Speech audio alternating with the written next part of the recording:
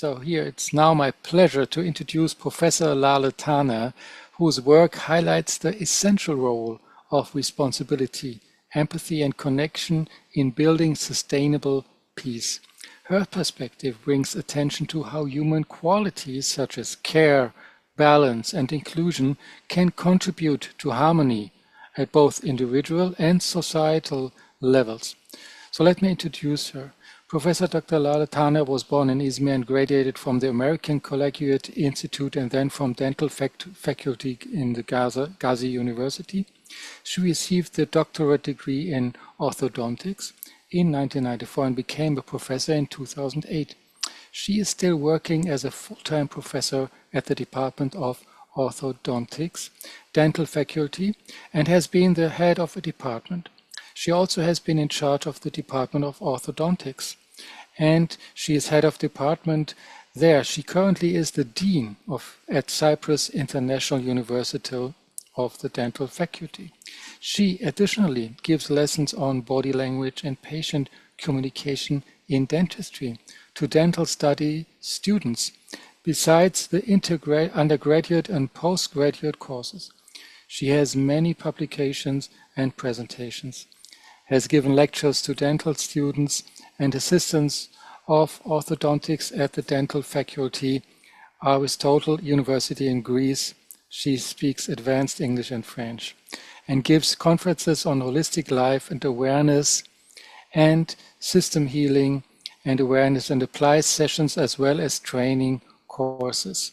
So please join me in welcoming her presentation. Professor Tana, the floor is yours. Thank you. Thank you for this introduction. Let me share my screen first. The presentation.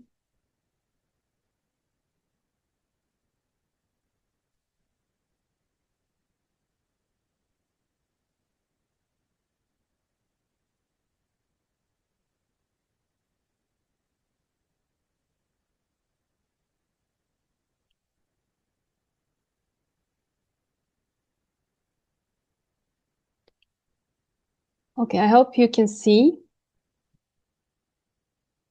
Everything is okay. Okay. Yes, we can see. Dear colleagues, dear guests, and everyone, I'm really thankful to everyone who has joined this great Congress and who supported all our translators. I really want to thank them all. And we are here together today to talk about sustainable peace from the perspective of a woman.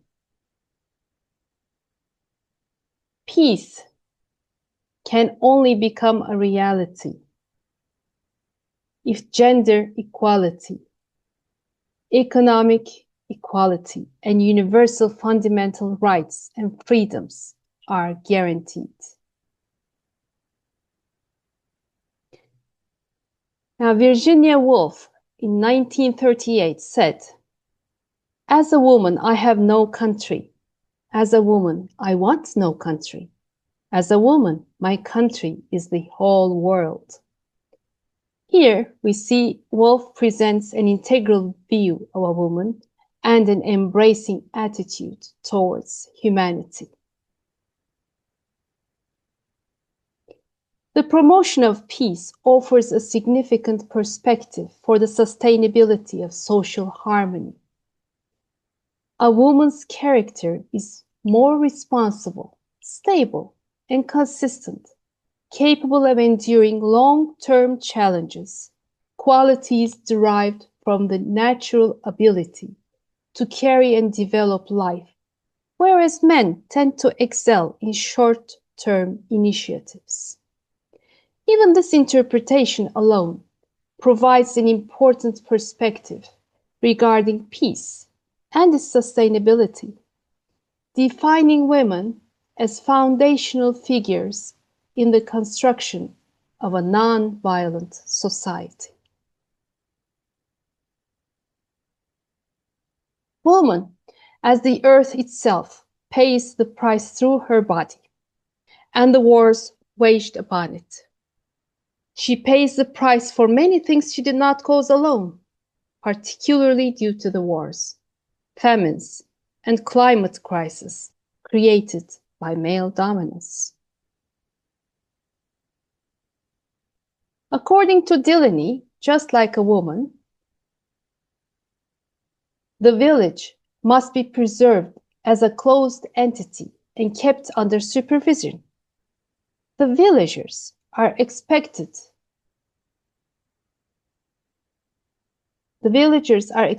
to secure safety, order through their own internal mechanisms. For the villager, the land of the village is protected like a woman's body or womb. Delaney argues that the door or threshold symbolizes the restraint of the impure and dangerous outside by the pure and protected inside. Another macro-level metaphor applied to women is that of the black hole.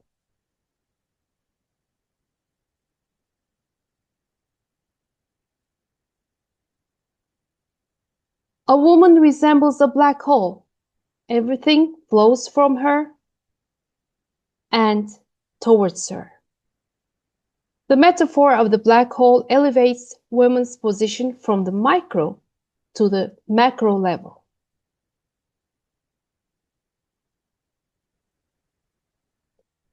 Delaney encodes the land of paradise as woman.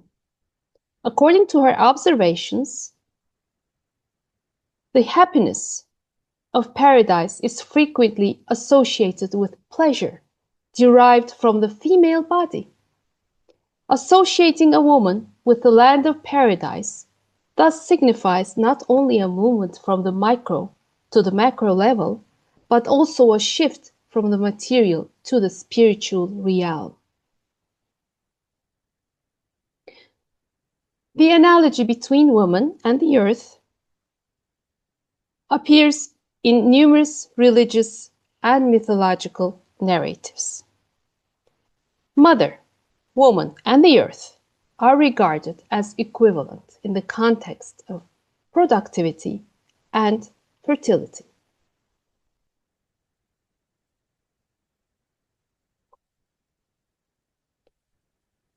Eliade describes Mother Earth as a cosmic model of feminine generative power. He interprets this archetype as the source of woman's magical and religious prestige, and consequently of their social preeminence. The hunter-gatherer Paleolithic women had the opportunity to observe nature, plants, seeds, and soil, leading to the development of an intuitive understanding of nature. The transition to agricultural production was then possible. In this and subsequent periods, women were respected for their wisdom concerning nature. The ability of women to give birth is one aspect of why women embody such a strong sense of natural responsibility and the quality of placing others before themselves. They possess a more instinctive sense of nature. This capacity is constructive rather than destructive. It is oriented towards sustaining life and preserving what is existing. For this reason, in many cultures, women have been positioned as symbols of fertility, peace, and harmony. From the earliest periods of human history, humanity's relationship with nature formed the foundation of religious belief systems. Vital elements such as earth, water, and the sun were gradually sacralized, and the concept of the feminine principle identified with productivity materialized in the figure of the mother goddess across many civilizations as a symbol of fertility, abundance, and an integrated way of life with nature.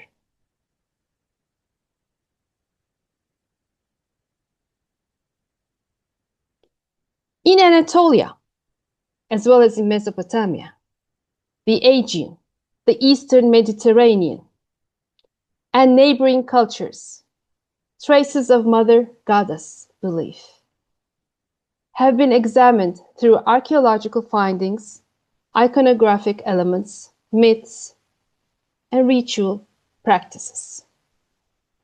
Figures known by various names such as Cybele, Kvaba, Hepat, Arena, and Rhea underwent transformations across time and space, yet preserved their essential attributes as symbols of fertility, multiplication, and the sustaining of life within humanity's collective memory.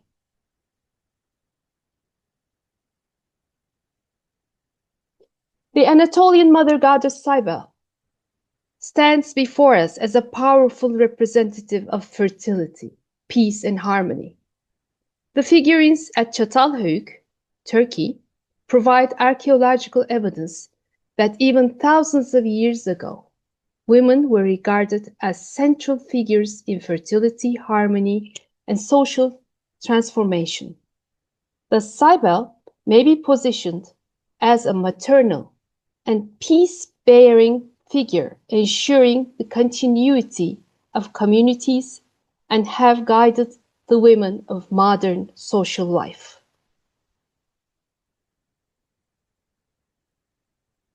In ancient Greece, Demeter was the goddess of agriculture, fertility, and the seasons. She symbolized the productivity of the earth and humanity's peaceful coexistence. The descent and return of her daughter, Persephone, to and from the underworld represent the cyclical nature of the seasons and the continuity of life, a cycle symbolizing harmony with nature and peace.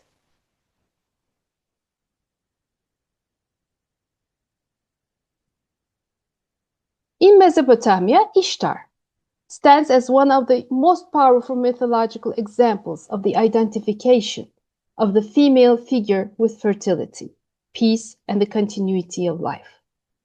This capacity supports life in opposition to the destructiveness of war.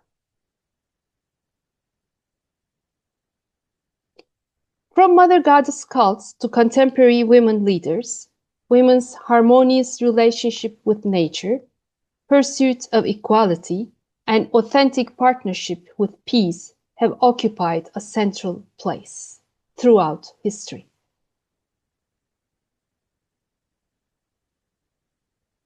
Historically, studies on the continuity and sustainability of peace show that men have predominantly held positions in decision-making mechanisms, both nationally and internationally.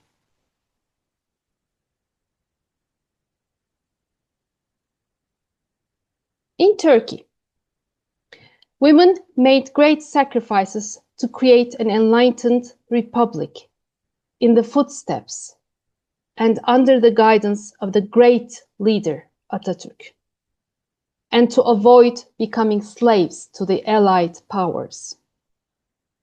Turkish women participated with all their strength on the front lines and behind the lines, supporting the struggle by establishing associations and fighting alongside men. In 1935, Atatürk, the great leader, facilitated the organization of the International Women's Congress at the Beylerbeyi Palace in Istanbul, Turkey, bringing together world-renowned women and writers. He also determined the form that Turkish women's relations with women around the world would establish, stating, "You can be sure that Turkish women will work for world peace and security by extending their hand to women around the world." Now, let's listen to the major opinions of the Life Sphere Group on the subject of women and sustainable peace. Kadın ve toplumda sürdürülebilir barış konusuna devam ediyoruz. Tarih boyunca kadın her zaman toplumda çok önemli bir yer tutmuştur. Kimi zaman ataerkil yapılarda bu toplumdaki kadının önemi yadsınsa da ya da aza indirilmeye çalışsa da kadın her zaman toparlayıcı, birleştirici, üretici ve sonuca, çözüme erdirici olmuştur. Anadolu kadını ataerkil bir yapıda yaşıyormuş gibi görünse de Anadolu'daki kadın ve tüm dünyadaki kadınlar aslında görünmez bir yönlendiricidir.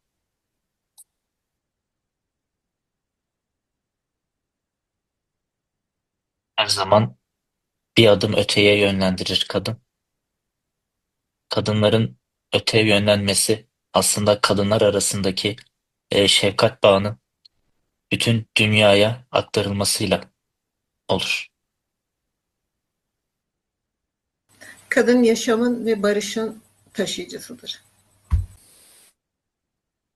Kadın aynı zamanda dönüştürücüdür. Yaşamdaki tüm kaosları kadınlar kendi o içgüdüleriyle, sevgileriyle dönüştürebilir. Kadının toplumda bağ kuran, birleştiren ve denge sağlayan gücünü ortak bir niyet etrafında harekete geçirerek yıkımların içinden yeni ve daha adil bir düzen inşa edebilme potansiyeliyle filizlenir. Kadın barışın teminatıdır, toplumu birleştirir, aynı zamanda da ilerletir ve tüm topluma gerçeği gösterir. Teşekkürler.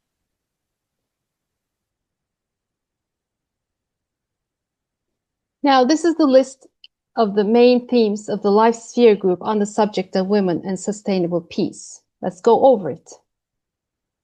Women have a vital place in society, but this has been denied in patriarchal communities.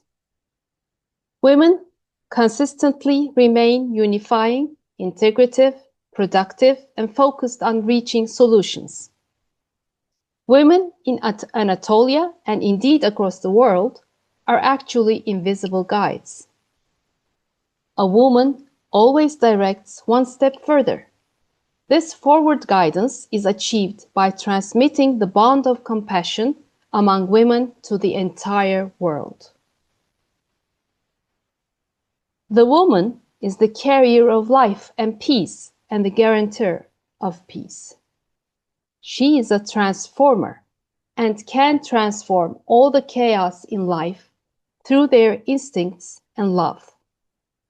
She unifies, advances, and reveals the truth to the entire society. By mobilizing the woman's power to establish bonds, unify, and provide balance around a common intention, the potential to build a new, more righteous system from destruction begins to flourish. Throughout history, the female body has been identified with natural cycles and endowed with cultural meanings, particularly through its capacity for fertility. When the peaceful nature of women converges with the cyclical order of nature, it offers a powerful model for social peace. The parallel between the menstrual cycle and the phases of the moon has provided a foundation for associating women's biological rhythms with the cosmic order. The moon's renewal is a symbolic counterpart to the female fertility cycle.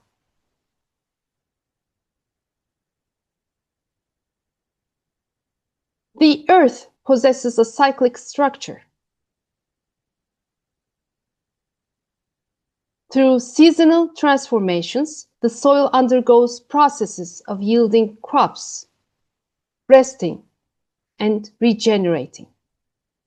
The woman's inclination to nurture and raise has been explained through analogy with the Earth's nurturing and maturing of seedlings.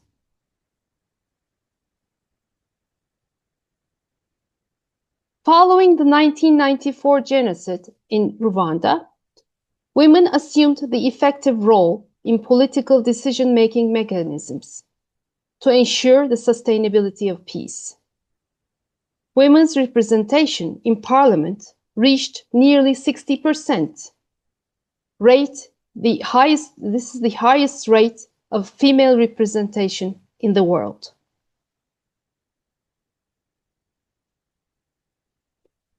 In 2003 in Liberia, the non-violent resistance movement, Women of Liberia Mass Action for Peace, played a critical role in ending the civil war. Under the leadership of Lale Mahgobowi, recipient of the Nobel Peace Prize, women organized sit-ins and compelled the parties toward negotiation, demonstrating that women can become active agents of peace through non-violent resistance. United Nations Security Council Resolution 1325 in 2000 clearly establishes that women must be active subjects in peace processes, not merely symbolic figures, but participants in decision-making mechanisms. This resolution constitutes the first international document recognizing women not only as victims of war, but also as agents and decision-makers of peace. For this reason, it is regarded today as one of the most significant reference points for sustainable peace. In patriarchal societies, hegemonic masculinity, characterized by its authoritarian, competitive, and aggressive nature, is valued or tolerated by women. It is precisely these kinds of gender relations that prepare societies for war. Conversely, militarization and war produce patriarchal gender relations. In such an analysis, transforming gender relations is necessary to achieve and maintain peace. Women are regarded as agents of peace, also because they are among the groups most affected by war. They are compelled to protect their homes, families, and children as they experience the destructive consequences of conflict in their daily lives. For them, peace is not merely an ideal, but a necessity for survival. Women disproportionately bear the economic, social, and psychological burdens of war. This reality strengthens their inclination to advocate for peace and to take active roles in conflict resolution. The humanitarian organization CARE reports striking statistics concerning women. Globally, 150 million more women than men experience hunger, and 60% of those who die from hunger are women. Such data underscore the natural sense of responsibility women feel toward their families, children, and communities. Peace is therefore not optional, but essential for women. The 21st century is a period in which power, sectarian, ethnic, and religious conflicts, and terrorism have reached their peak, driven by the hegemonic ambitions of powerful states. In the Middle East, where peace still seems far off, the situation is worsening, with numerous lives lost, families torn apart, people injured, buildings burned and destroyed, and hopes shattered. And this disproportionately affects women, because women not only fight on the front lines when necessary, but they are also the direct recipients of the trauma experienced during the war. In conclusion, the historical reality that women have been carriers of peace has become even more visible today. When women's voices are silenced, the conscience of society is silenced. When their visibility increases, the roots of peace deepen. Therefore, a sustainable future must be built upon women's authentic partnership with nature, society, and peace. The presence of women is the strongest guarantee of peace's continuity. Women are the subjects of peace, and peace is inherent in women's nature. With this awareness, beyond all our differences, we raise our voices together as women for immediate and sustainable peace. Thank you. Thank you so much, Professor Tane, for this deep, insightful presentation and actually call for action. This is what I'm hearing here. A call for action for all of us. So, yes, let's hear what are questions. I see Ernest is raising his hand. There are more questions. Let's just start here with you, Ernest, and let's see if there's more. Please go ahead. Thank you very much, Professor Lale. Impressive presentation and very touching. I think it's not only present by himself the materials that you made the research, but the message that is here and the impact of the world, it should be really huge. I have a question.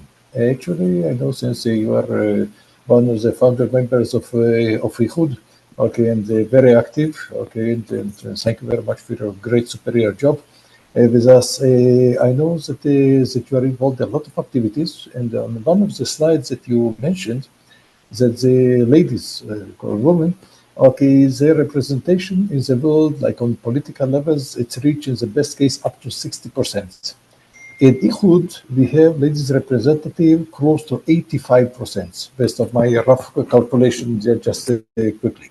So my question will be, since we can see on the screens, okay, that the vast majority are ladies, why you would see how to bring this level from 60% up to 85%, and try to bring the whole world leadership, okay, that the vast majority of the world countries, roughly like 187 countries approximately, okay, that 85% of them, the ladies will be actually the leaders and will be the prime ministers and the presidents of these countries. Okay, same like Japan, you can go back a bit to history to Indira Gandhi, okay, India, Mayor in Israel, in UK, okay, Angela Merkel in Germany, okay, that ladies that make huge impact and huge change in the world. So what do you think about it? Maybe to take your presentation and put it in practice and try to promote it as a whole world, that 85% of the leadership of the world will be ladies, and by your presentation, peace in the world will be just like a blink of the eye. What do you think about it? I know that is a tricky question, but you know what, I'm still challenging you. Well, the best thing I can say is we can never be alone. We have to be supported by men. So thank you for raising this question. We together as men and women build and construct all the facilities and everything in this world, but we have to remember the nature the originality, the creativity, and how women can deal with this.